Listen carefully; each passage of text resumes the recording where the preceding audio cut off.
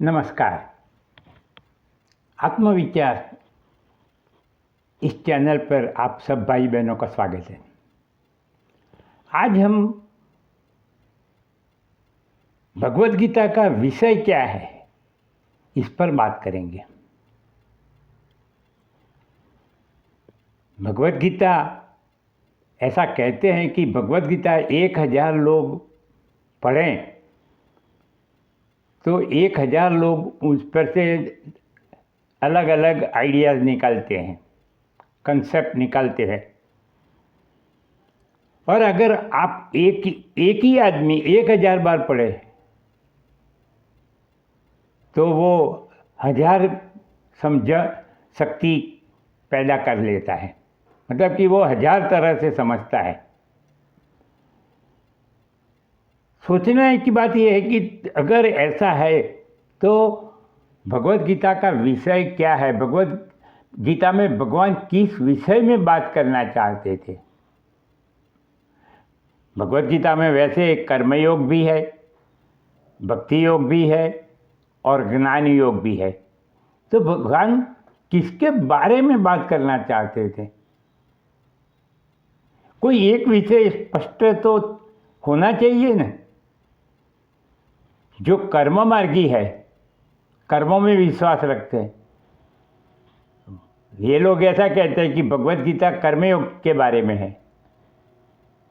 जो भगवान की भक्ति करते हैं और भक्ति योग में मानते हैं कि भक्ति करके मैं परमात्मा तक पहुंच जाऊंगा, वो लोग बोलते हैं कि भगवत गीता भक्ति योग है, भक्ति के बारे में बात करती है।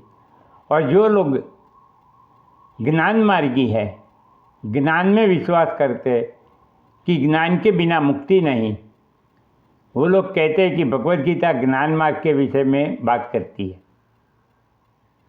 तीनों लोग ऐसे तो देखा जाए तो सही है, क्योंकि भगवान ने तीनों जगह की बात, कभी ऐसा भी कहा है कि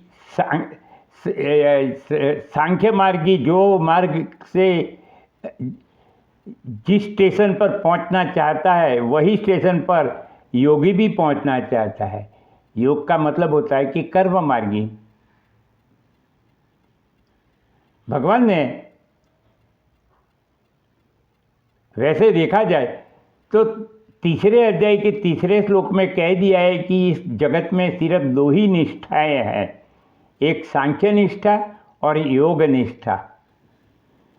सांख्य निष्ठा का मतलब ज्ञान मार्ग और योग निष्ठा का मतलब कर्म मार्ग।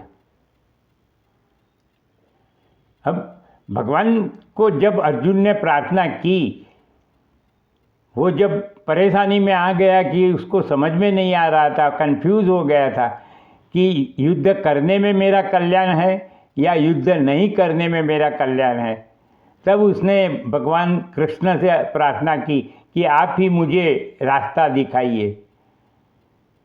तो भगवान ने पहले जो कहा है कि 2 ही निष्ठा है, तो दूसरे अध्याय में प्रस्तावना के रूप में सांख्य योग के बारे में बात की और कर्म मार्ग के बारे में, योग निष्ठा के बारे में भी बात की, मगर वो प्रस्तावना थी, डिटेल नहीं था। तो सही बात है कि सांख्य निष्ठा है या तो ज्ञान, या तो योग निष्ठा है, या तो ज्ञान मार्ग है या तो कर्म मार्ग है। भक्ति योग है, सही में है, मगर वो दोनों को जोड़ती, ज्ञान मार्ग और कर्म मार्ग को जोड़ने वाली कड़ी है। ऐसा कहते हैं कि ज्ञान के बिना भक्ति अंध है, ब्लाइंड है, और भक्ति के बिना ज्ञान पंगु है, मतलब कि लेम है। मतलब कि दोनों को, कर्म मार्गियों को, भक्ति मार्गियों को भी और ज्ञान मार्गियों को, दोनों को एक दूसरे की जरूरत है।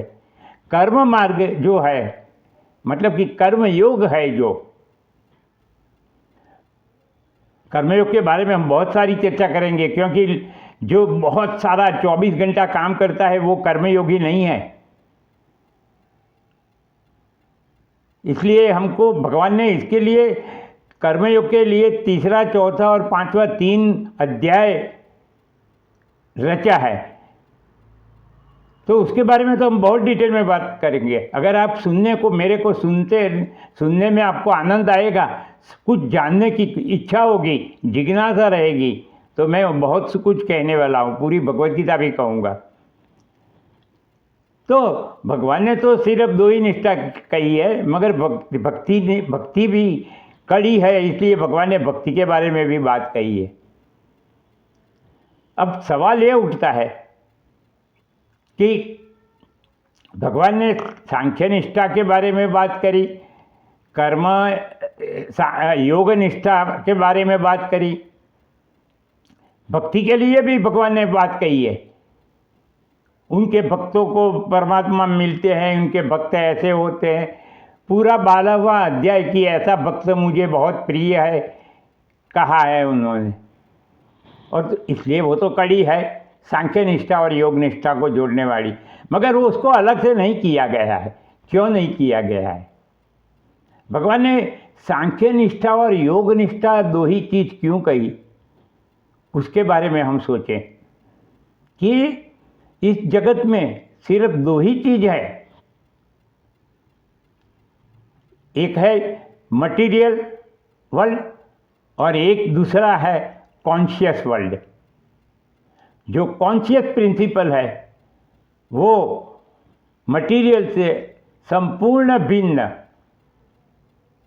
और असंग है, दोनों इंडिपेंडेंट एंटिटी है, दोनों का एक दूसरे के साथ कोई संबंध नहीं है। तो जो कॉन्शियस प्रिंसिपल है वो ज्ञान स्वरूप है, जिससे हमको हर चीज का ज्ञान होता है। प्रकाश स्वरूप बोलो, ज्ञान स्वरूप बोलो, अनुभव स्वरूप बोलो, क्योंकि बिना कॉन्शियसनेस वाला कोई भी जड़ पदार्थ कोई अनुभव नहीं कर सकता है। पत्थर सुन नहीं सकता है। तो सांख्य निष्ठा है वो ज्ञान के लिए है, क्योंकि ज्ञान मार्ग के लिए है।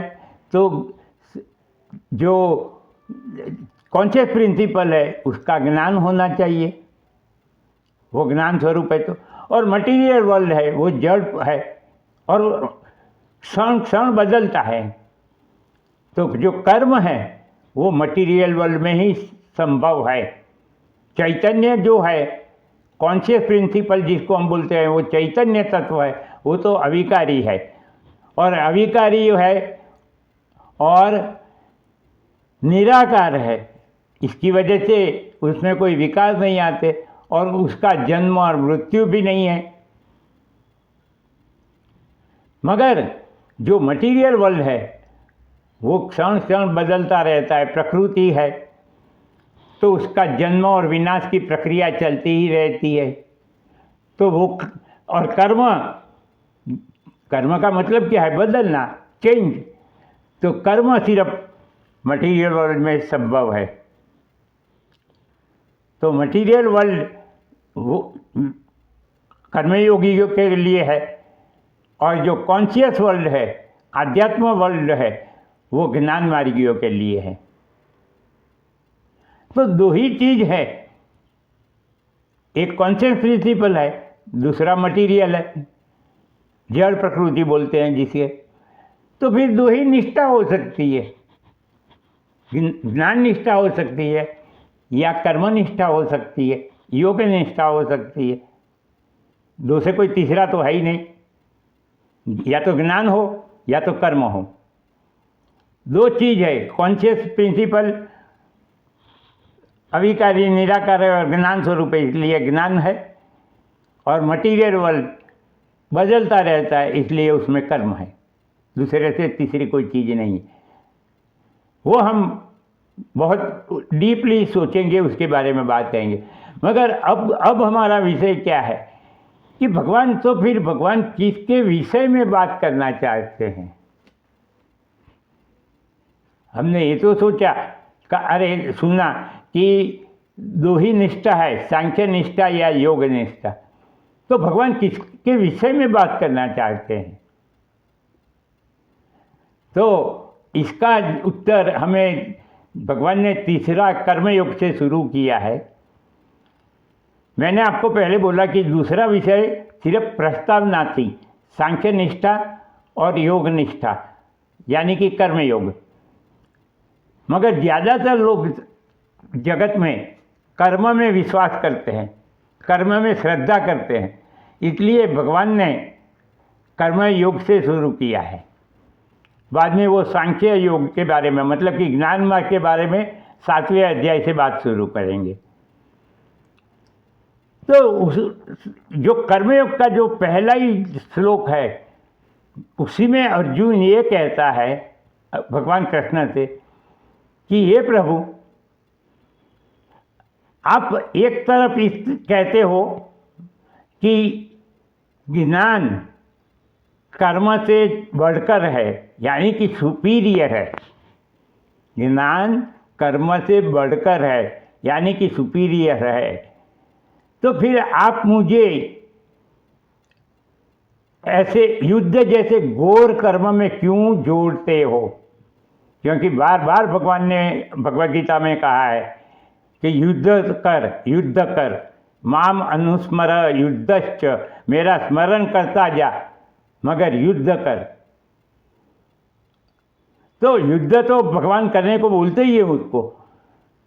तो प्रश्न ये उठता है कि अर्जुन का प्रश्न वैलिड है, वजूद वाला है कि आप अगर ज्ञान को श्रेष्ठ मानते हो तो मुझे सीधे सीधे ज्ञान के बारे में बात करने के बजाय कर्म मार्ग में क्यों जोड़ रहे हो, और वो भी युद्ध जैसे घोर कर्म में। तो एक बात तो स्पष्ट हो गई कि भगवान ज्ञान मार्ग के बारे में बात करना चाहते हैं। कर्म मार्ग